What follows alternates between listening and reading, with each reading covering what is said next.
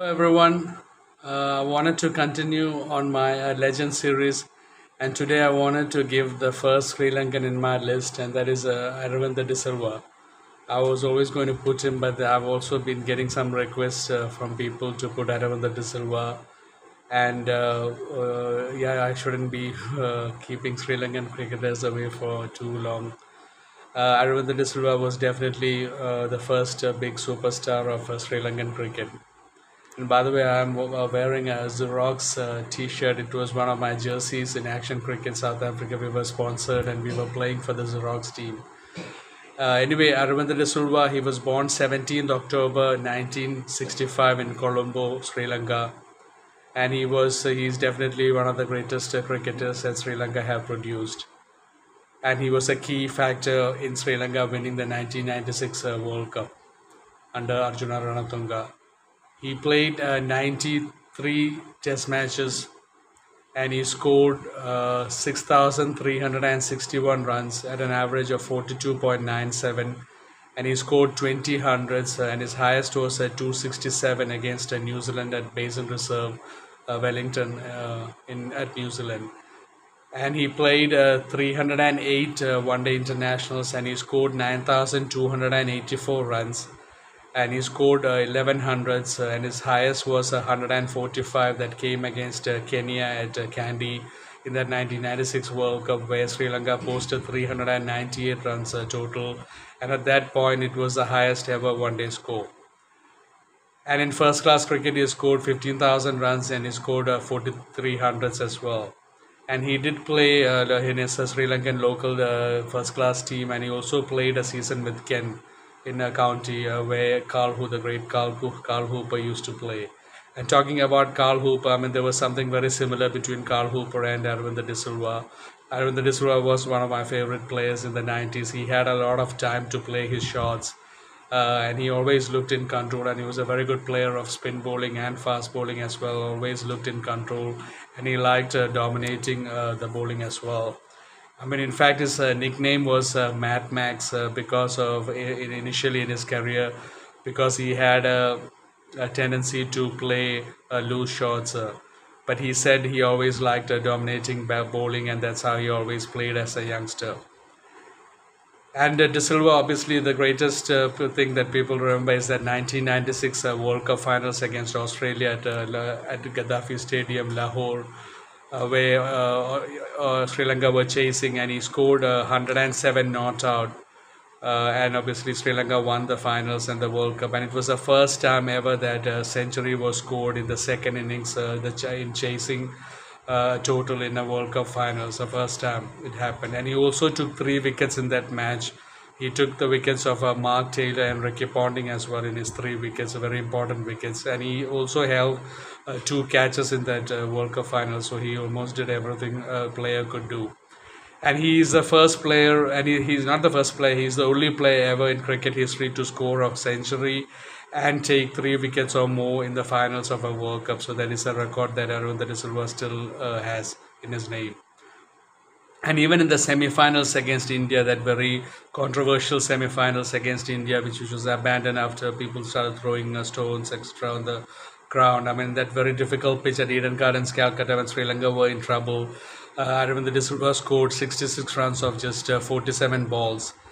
And he also took a wicket when India were batting. And even in that semi-finals, Aravinda de Silva was the man of the match.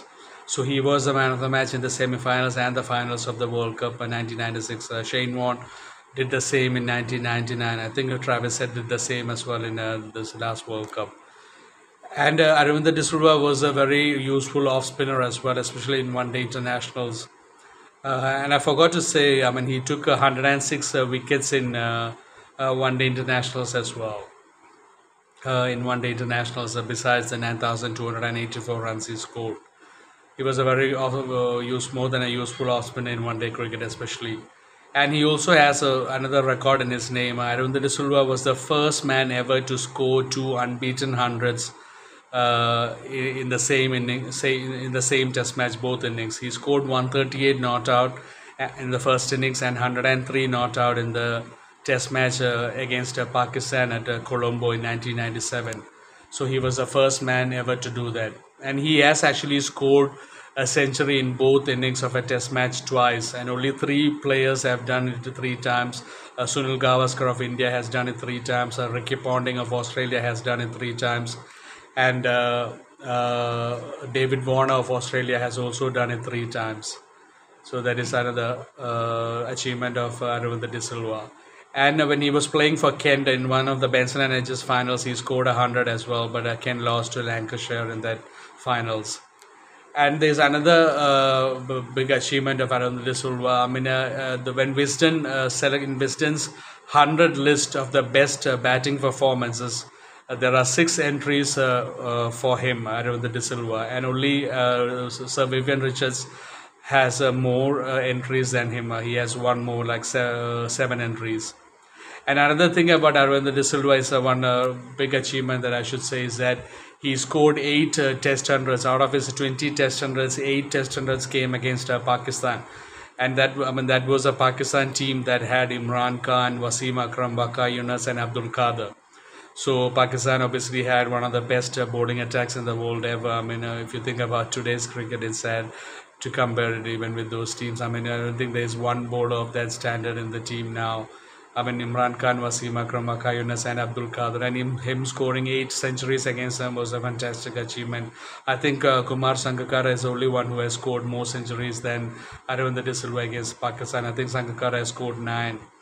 But Aravinda de Silva did score against these prolific bowlers that I was talking about.